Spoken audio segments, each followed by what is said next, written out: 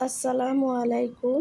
সুপ্রিয় দর্শক বন্ধুরা, আশা করছি আপনারা যে যেখান থেকে আমার ভিডিওটি দেখতেছেন, নিশ্চয়ই আপনারা অনেক ভালো আছেন। তো আমিও আলহামদুলিল্লাহ ভালো আছি।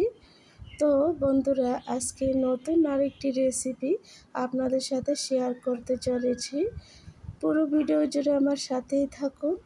দেখতে দেখতে কোনো না কোনো জায়গায় যদি ভালো লেগে যায়, তাহলে ছোট্ট করে একটি লাইক দিয়ে দিবেন। তো আজকে আমার রেসিপিটি হচ্ছে শুকনো মরিচ দিয়ে কলমি শাক ভুনা।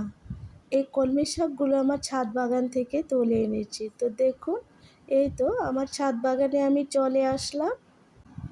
গত কয়েকদিন ধরে টানা বৃষ্টি হচ্ছে, তার ফলে কলমি শাকগুলো অনেক সুন্দর সবুজ সতেজ হয়ে আছে, দেখতে খুব ভালো লাগছে।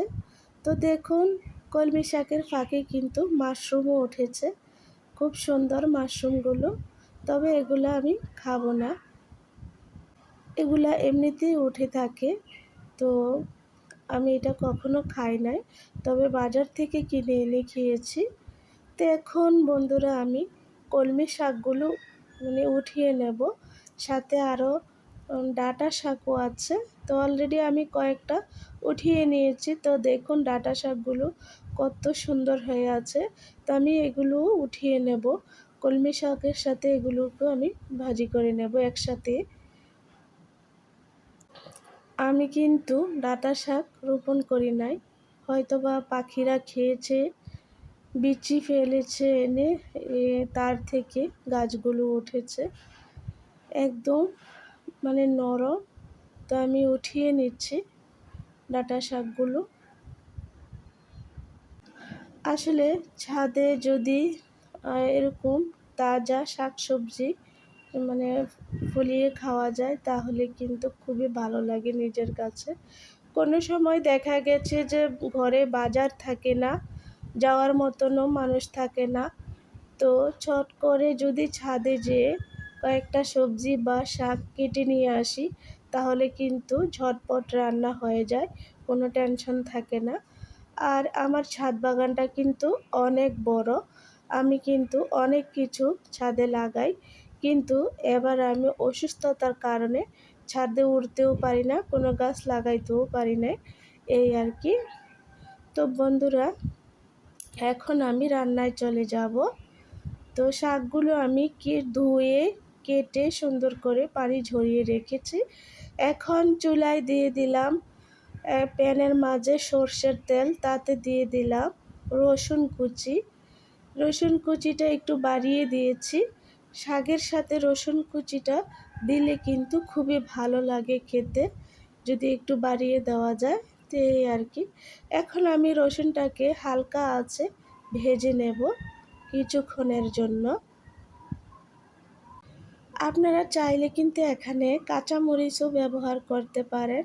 তো আজকে আমার কাছে কাঁচামরিচটা নেই, তাই আমি শাকের মাঝে শুকনো মরিচটা ব্যবহার করব। তো রসুন কুচি মোটামুটি ভাজা হয়ে গেছে, এখন শাকগুলো দিয়ে দেব। দেখুন, শাকগুলো আমি এভাবে ছোট ছোট করে কেটে নিয়েছি। আপনারা চাইলে কিছু বড় করেও কাটতে পারেন, আবার চাইলে আরও ছোট করেও কাটতে পারেন।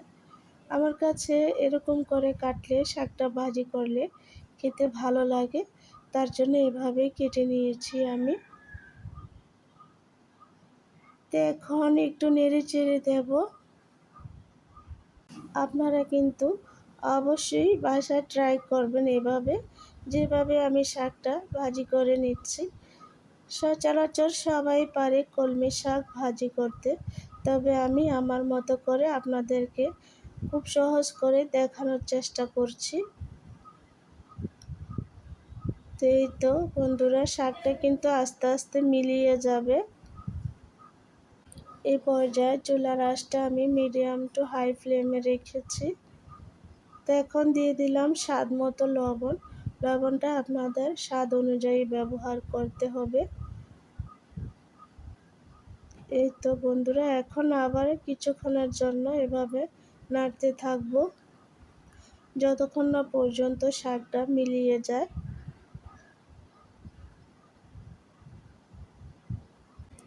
শাকটা যখন দুপুরবেলা গরম ভাতের সাথে খেয়েছিলাম, খুবই মজা হয়েছিল।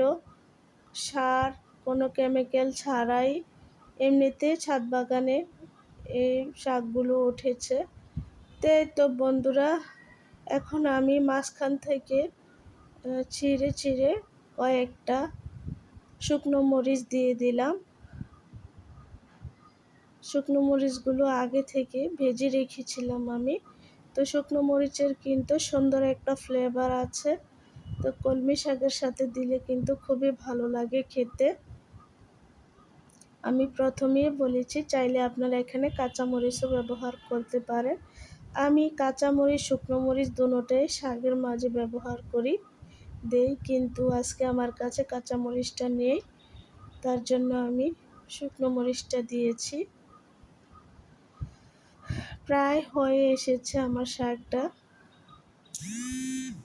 আজকের ভিডিওটি যে যেখানে কাছে দূরে দেশে বিদেশ থেকে দেখতেছেন, প্লিজ আমার সম্পূর্ণ ভিডিওটি কন্টিনিউ করবেন। আর চাইলে আপনারা আমাকে বন্ধু করে রাখতে পারেন। আমি নতুন ভিডিও ছাড়া মাত্রই আপনাদের কাছে নোটিফিকেশন চলে যাবে।